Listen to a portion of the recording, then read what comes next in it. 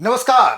कितने सारे लोगों ने फोन किया, मेल्स किए कि सुभाष गोयल साहब का जो कार्यक्रम था, बहुत सारे लोगों के जीवन में बड़ा बदलाव, और बहुत सारे लोग जो है गोयल साहब से वो मुलाकात भी करना चाह रहे हैं, मिलना भी चाह रहे हैं। तो मैंने सोचा कि कुछ और भी जानकारियां, क्योंकि उनसे पॉडकास्ट के अलावा जो बातचीत हुई तो मालूम चला कि बहुत सारे पॉलिटिशियन, सेलिब्रिटी, बॉलीवुड के लोग गोयल साहब के संपर्क में हैं।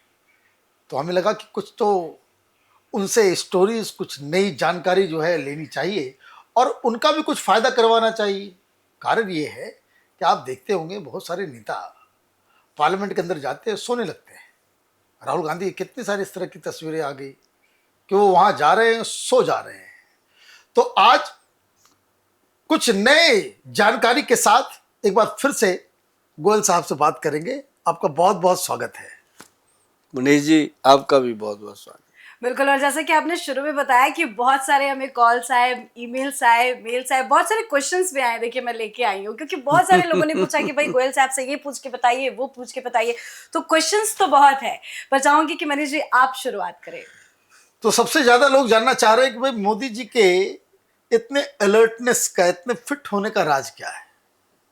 देखिए, मोदी जी के बारे में मैंने पढ़ा बहुत कुछ है। हाँ। क्योंकि हर एक देशवासी को चाहिए कि अपने देश का जो राजा है उसके बारे में उसको इतना जानकारी होनी चाहिए उसकी अच्छी आदतों के लिए। देखो, हर इंसान है, हर इंसान के अंदर कुछ बुरी आदतें, कुछ अच्छी आदतें होती हैं। लेकिन इस पदवी पर पहुंचते पहुंचते इंसान की जो बुरी आदतें हैं वो सब छूट चुकी होती हैं पीछे। उसमें कुछ अच्छे गुण, क्योंकि भगवान उनको चुनता है। और क्योंकि ये गद्दी जो है ये भगवान की, अब हम दुकान पे जाते हैं तो हमारे पिताजी कहते थे, बेटा ये गद्दी जो है इसको नमस्कार करके बैठो, ये भगवान शिव भोलेनाथ की गद्दी है। क्योंकि वो आपको खुद बिठाते हैं, उस विराजमान करते हैं। बहुत सारी दुनिया ऐसी है जो मतलब सड़कों पे सोती है, ज़मीन पे कपड़ा नहीं मिलता, आपको उसने बेड पे सुलाया तो उसको समझो भगवान की कृपा है। तो इसका मतलब देश की सबसे बड़ी गद्दी वो है जिस पे हमारे प्रधानमंत्री बैठते हैं। तो वो वहाँ से बैठ के अगर चाहें रातों रात कुछ भी कर सकते हैं, और वो करते भी हैं भाइयों बहनों, 1 मिनट में कर देते हैं। और वो पहले ऐसे इंसान हैं जो मतलब उनकी थर्ड आई हर वक्त खुली रहती है। अब थर्ड आई ये नहीं है कि शिव भोलेनाथ की तीसरी आंख थी भस्म कर देगी। तीसरी आंख होती है कि सोचना, जहाँ से वो सोचना शुरू करते हैं। हमारी तो वहाँ पे सोच खत्म हुए भी कई साल बीते होते हैं, वो तो शुरू करते हैं वहाँ से। मतलब कहने का कि ये एक युग पुरुष है।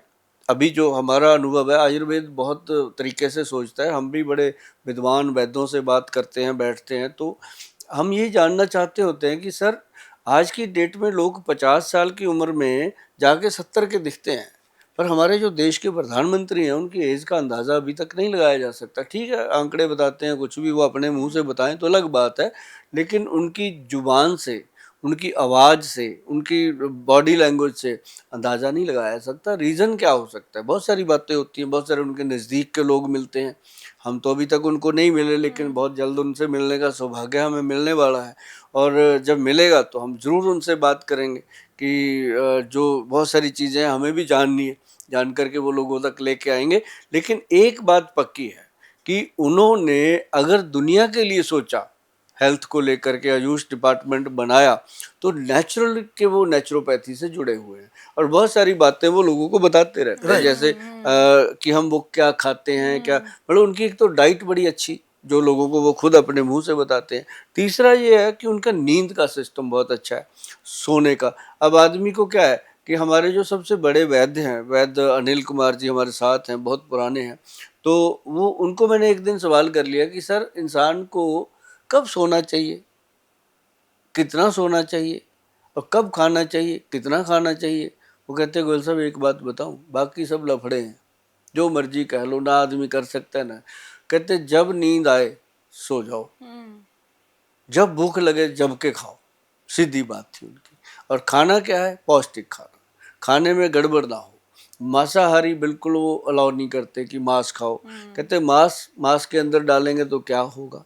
और कहते लाश हम ले लेते हैं, मान लो एग्जाम्पल के तौर पे कि लाश है, उसको हम 2 दिन रखते हैं, सड़ जाती है, बदबू आने लगती है, और एक लाश को हम खा जाते हैं बना के, पका के। मतलब चाहे वो मुर्गे की लाश है, चाहे वो बकरे की लाश है तो वो एक लाश रूप। तो कहते हैं उसको खा के अब क्या क्या साबित करना चाहते हो? तो ऐसी बातें वो बताते हैं कि जब भूख लगे तो खाओ, जब नींद आए तो सो जाओ। तो ऐसा ही काम मुझे लगता है कि हमारे देश के प्रधानमंत्री भी करते हैं, क्योंकि उनके पास सोने का टाइम ही नहीं है। और दूसरी बात, जो मेरी जानकारी है वो 4 घंटे से ज्यादा नहीं सोते हैं, हाँ और 4 घंटे में भी ज्यादातर समय वो 2-2 घंटे का स्लीप लेते हैं बीच बीच में। तो ये, और काम तो वो करते ही हैं देर रात तक। और सबसे बड़ी दिक्कत क्या है कि जो उनके साथ में रहने वाले जो लोग हैं वो परेशान होते हैं कि भाई वो टिक नहीं पाते। और आप ये समझिए कि जो उनका स्टाफ का भी सिस्टम है कि वो शिफ्ट में काम करता है। प्रधानमंत्री जो है एक ही शिफ्ट में जो है वो इस तरीके का काम करते हैं। आप देखिए ना, सुबह का नाश्ता किसी कंट्री में, लंच किसी कंट्री में, डिनर किसी कंट्री में, वापस इंडिया में आते ही एयरपोर्ट से सीधा काम पे। मतलब ये उनका रिकॉर्ड है। तो ऐसे महापुरुष, ऐसे युग पुरुष कहाँ मिलेंगे? हाँ ठीक है, हर एक को हर कोई पसंद नहीं कर सकता। अब जैसे आप हो, मैं हूँ, ये थोड़ी है कि हमें 100 में से 100 ही लोग पसंद करेंगे। हमें पसंद करने वाले अगर 70 लोग हैं तो आप समझो आप कामयाब आदमी हो, आप कुछ कर रहे हो। अगर 70 की बजाय आपको 30 लोग आपको पसंद करते हैं, 70 नहीं करते, तो कमियां हैं। लेकिन मोदी जी का तो रिकॉर्ड है कि उनको तो 70 से भी ज़्यादा लोग पसंद करते हैं। तो मतलब ये एक बड़ी बात होती है कि उन्होंने अपने देश के लिए बहुत कुछ किया है। और जो रही बात उनकी सेहत की, और अगर सारे लोग उनका दिनचर्या अपना लेंगे, उनकी तरह काम करेंगे, काम चोरी से नहीं चलेंगे, काम करके चलेंगे, तो मुझे नहीं लगता। अब जैसे मेहनत तो एक मजदूर भी बहुत करता है, राइट। मेहनत एक पुलिस वाला बहुत करता है, मेहनत आर्मी वाले बहुत करते हैं। सबका एक अपना अपना स्टाइल है। अब ये थोड़ी है कि हमने पुशअप भी मार लिया, ये भी कर लिया, उसके बाद हमने समोसे खा लिए, टिक्की पल्ले खा लिए, ये खा लिया। मतलब जो पेट में हम डालेंगे वही आउटपुट बाहर आनी है। तो ये हमारे देश का एक सौभाग्य मान लीजिए कि हमारे देश को इंदिरा गांधी जी मिले, हमारे देश को मनमोहन सिंह जी मिले, उसके बाद नरेंद्र मोदी जी मिले। ये हमारे देश के 3 वो कोहिनूर हैं जो मतलब इतिहास में लिखे जाते हैं, और इनका खाना पीना रहना सहना गाया जाता है, कहा जाता है। और बाकी प्रधानमंत्री बहुत आए हैं, वो भी बहुत अच्छे थे, लेकिन वो कुछ समय रहकर चले गए, तो इसका मतलब उनको ज्यादा लोगों ने पसंद नहीं किया।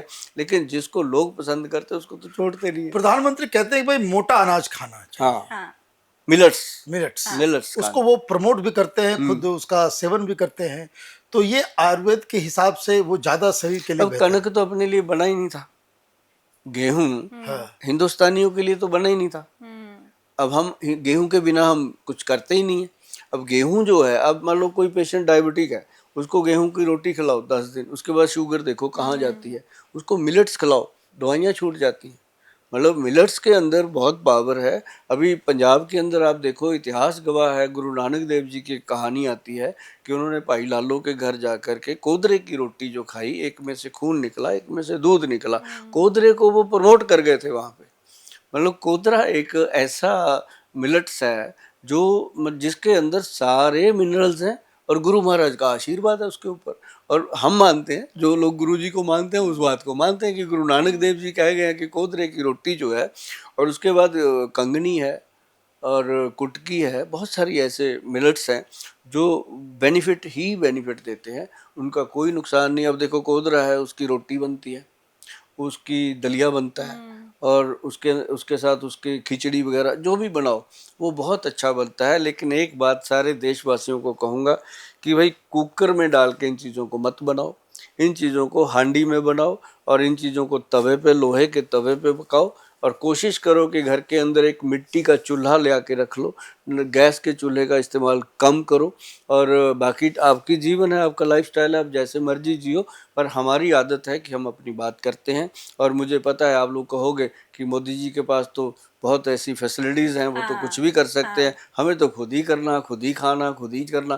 तो जो खुद करते हैं उनके साथ खुदा मतलब अच्छा हमेशा खाना बहुत जरूरी है। एक चीज हम ये भी देखते हैं कि पीएम मोदी चाहे वो नवरात्र हो, कोई भी पूजा पाठ हो, व्रत रहते हैं और व्रत के साथ इतना हार्ड वर्किंग, मतलब सुबह यहाँ शाम को यहाँ इतनी रैलीज करना, स्पीच देना, कभी इस देश में कभी, मतलब वो व्रत के साथ साथ भी अपने काम को कभी वो नहीं छोड़ते। नहीं ये छोड़ते। फिटनेस भी उनका रास्ता है। जरूरी है कि हम जीने के लिए खाएं, ना कि खाने के लिए जिएं। बहुत सारे लोग आजकल खाने के लिए जीते। अब मेरे पास बहुत सारे पेशेंट आते हैं जो कहेंगे बोले सर क्या खाना है, मैं कहता हूँ माँ की दाल नहीं खानी, राजमा नहीं खाने, आलू चावल नहीं खाने और सफ़ेद चने नहीं खाने, और ये 7-8 चीज़ें मैं बता। फिर गोल साहब बचा क्या?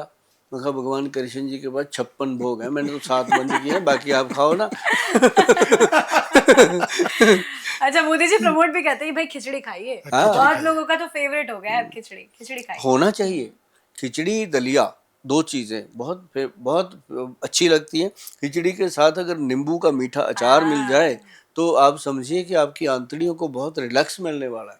और बहुत सारे लोग मुझे कहते हैं गुल साहब आप नींबू का अचार बता देते हो, हमें डायबिटीज़ है, हमें ये है। मैं कहा यार वो फ़ायदा करता है, उसमें अपने अपने गुण हैं।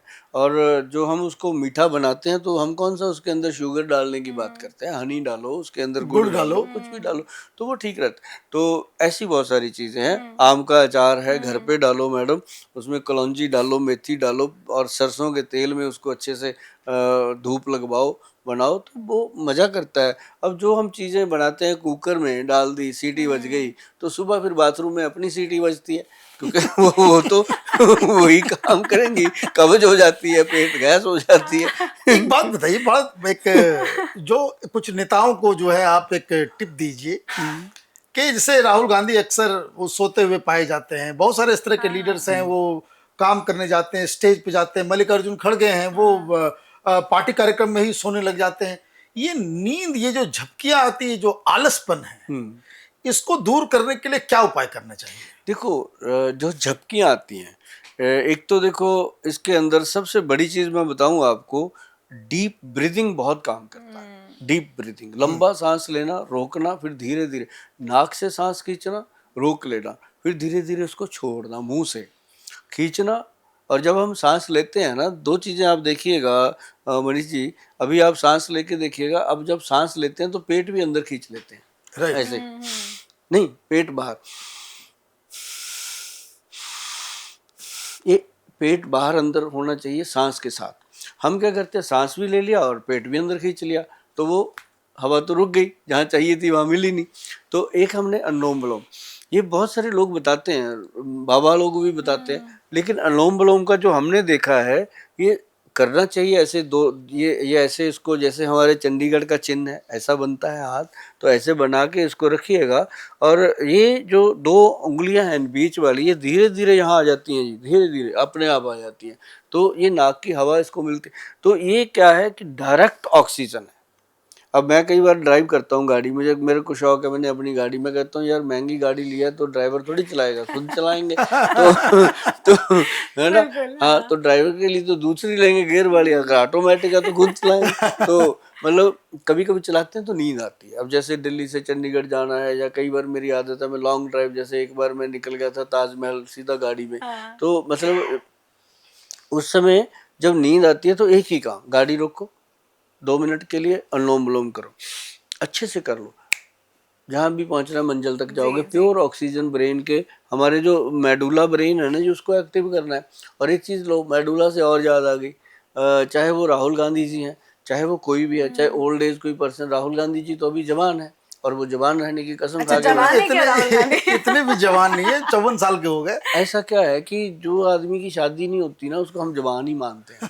तो जैसे हमारे मोदी जी भी अब जवान हैं, तो मतलब कहने का कि उनके लिए एक और बढ़िया चीज़ है, मम्मी को बोलो कि मम्मी एक काम करो, एक नारियल, एक्स्ट्रा वर्जिन नारियल का तेल, और उसके अंदर प्योर गाय का देसी घी, अगर उनको चाहिए, वृंदावन से आता है मेरे पास देसी घी, गाय का प्योर आता है महाराज जी की ओर से, वो मैं दे सकता हूँ। तो देसी घी उसके अंदर मिक्स करके आप उसको नाभि में, ऐसे नाभि में लगाइए अच्छे से, और दोनों अंडर आर्म, जो अंडर आर्म होते हैं उसमें ऐसे ऐसे जोर जोर से मल दीजिए। तो इससे भी क्या होता है कि हमारा मेडुला ब्रेन एक्टिव होता है, और नींद जो है वो समय पे आएगी, अच्छी नींद आएगी। और खासकर पैरों को तेल, दोनों जनों को लगाना चाहिए। मम्मी को चाहिए बेटा अपनी माँ के पैरों को लगाए। मैं सिर्फ राहुल गांधी की बात नहीं कर रहा, सभी बेटों की बात कर रहा हूँ।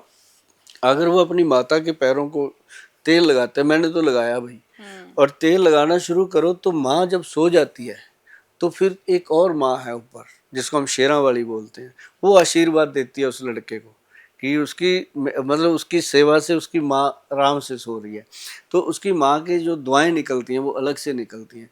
तो मतलब ये एक बहुत बड़ी प्रक्रिया है जो मैं बताने जा रहा हूँ कि माता और पिता दोनों के अगर बच्चे पैरों को हाथ लगाते हैं, पैरों को तेल लगाते हैं, तो ये एक अपने आप में बहुत बड़ा वो दुनिया में कह लो कि उन्होंने भगवान शिव और पार्वती के चरण छू लिए, तो ये एक बड़ी बात होती है।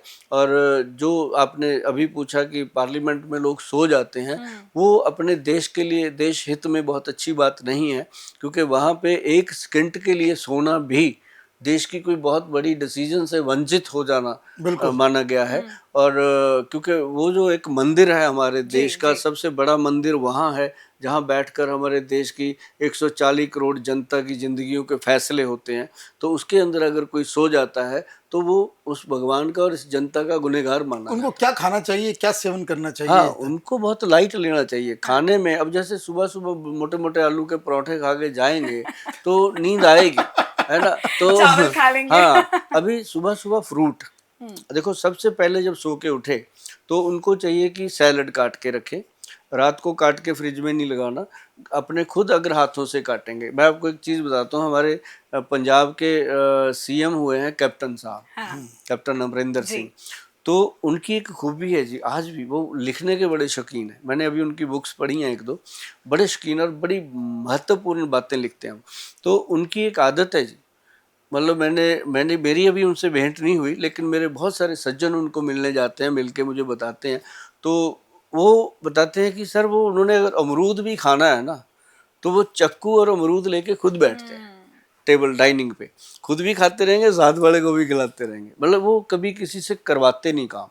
तो वो फ्रूट खाते हैं और सैलड खाते हैं। और दूसरी बात उसी तरीके से मैं बताना चाहता हूँ कि हर आदमी को सुबह जब सो के उठते सार पहले सबसे क्या करना, रात को 1 चम्मच त्रिफला पाउडर पानी में घोल के रख दें और उसको सुबह सिप कर लें, उठ के सिप कर करके पिएं। 2-3 मिनट में ऐसा पेट में प्रेशर बनता है कि टॉयलेट जाएं एकदम पेट साफ, अंदर की गंदगी साफ हो गई।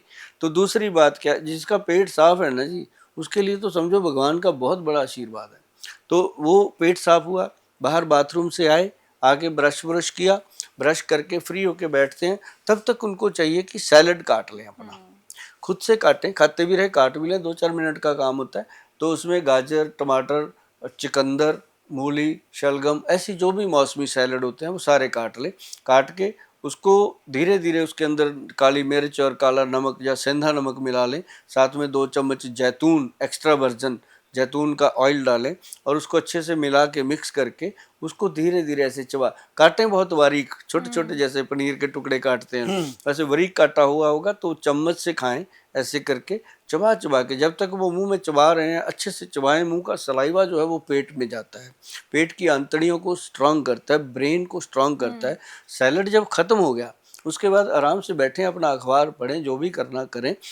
आधे घंटे के बाद, राइट आधे घंटे के बाद, जो मनपसंद उनका फ्रूट है, जो भी अच्छा लगता है, चाहे एवोकाडो है, चाहे वो ड्रैगन है, चाहे वो अपना अनार है, चाहे पपीता है, सेब है, कोई भी फ्रूट। वैसे सेब खाएं सबसे पहले तो बहुत ही बढ़िया, नहीं तो कोई भी फ्रूट खाएं और 1 या 2 फ्रूट खा करके वो उसके बाद अपना दिनचर्या शुरू कर सकते हैं। जैसे किसी को कोई बीमारी है, कोई दवाई खानी है, उसके बाद खाली पेट कुछ मत खाएं, तो उसके बाद वो अपना नाश्ता करें, दवाई खाएं। नाश्ते के अंदर कोशिश करें कि बहुत लाइट कोई मिलेट्स का दलिया हो, या मतलब कहने को मैं बता दूं कि उसके अंदर वो अपने जो कॉर्न फ्लेक्स वगैरह आते हैं दूध में डाल के, वो लेने चाहिए और इतनी लाइट सी करके वो चले जाएं, तो उनको लगेगा कि आज जीवन बड़ा सफल है। और बहुत सारे लोग हैं कि घर से निकलते हैं, ऑफिस पहुंचते हैं, ऑफिस पहुंचते ही टिंग बेल मारी और चाय लेके आओ, वो बहुत गलत है, कभी नहीं करना चाहिए। ऑफिस जाके अपना घंटा 2 घंटे काम करो, जब तक वो घर से खा के आए हैं थोड़ा बहुत वो पचेगा, उसके बाद अपना बाथरूम जाओ, पेशाब वगैरह करके अपने मसाने को क्लीन करो, तो फिर आप जो भी अपना नाश्ता है, सॉरी लंच है, वो पूरा हैवी लंच लो। लंच लेके आपको चाहिए कि आधा घंटा नहीं तो 15 मिनट मिनिमम जो अपनी विष्णु सैया होती है, जैसे विष्णु जी लेटे हुए हैं ऐसे वो अपना लेट के लेफ्ट साइड को लेट के आराम करें। 15 मिनट में खाना बिल्कुल डाइजेस्ट हो जाता है, हजम होने लगता है। उसके बाद वो अपना फिर से काम करें। शाम को जो टी टाइम होता है उसके अंदर कोशिश करें कि वो कोई जूस ले लें या कोई एनर्जेटिक चीज़ ले लें, या और बहुत सारी चीज़ें होती हैं, कोई खिचड़ी दलिया उस समय भी ले सकते हैं, हल्की चीज़, क्योंकि आदत बन गई हमारी टी टाइम की चाय पीनी है, कुछ भी ले सकते हैं। आपका बहुत बहुत धन्यवाद। बहुत बहुत धन्यवाद गोयल साहब, नमस्कार। जी आपका भी बहुत बहुत। तो दर्शकों, आपका भी बहुत बहुत धन्यवाद हमसे जुड़ने के लिए। और हमारी कोशिश भी यही रहेगी कि आप भी फिट रहें, क्योंकि जीवन में फिट रहना कितना इम्पोर्टेंट है वो आपने सुभाष गोयल जी से जाना।